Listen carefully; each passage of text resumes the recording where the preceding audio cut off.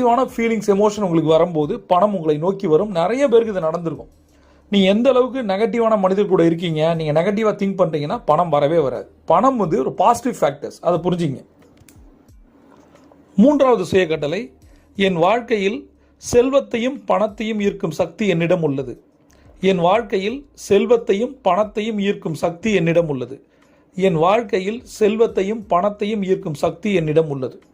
ஒரு எக்ஸலண்டான ஒரு சுய கட்டளை இது. என்னோட லைஃப்பில் நான் நெகட்டிவ் தான் பார்த்துருக்கேன், என்னை ஏமாற்றிட்டாங்க, நான் வந்து எப்படியே இருக்க வேண்டியது தெரியுமா, இப்படி இருக்கேன், இந்த மாதிரியான காரணங்களை தூக்கி எறிஞ்சிட்டு இன்னையிலிருந்து இன்றைய நாள் உங்கள் வாழ்க்கையை மாற்றக்கூடிய நாள் அப்படின்னு நான் சொல்கிறேன்.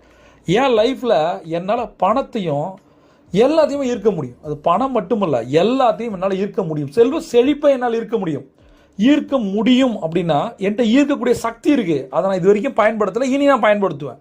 என்கிட்ட ஒரு பவர் இருக்குது. உங்கள் உடம்புல ஒரு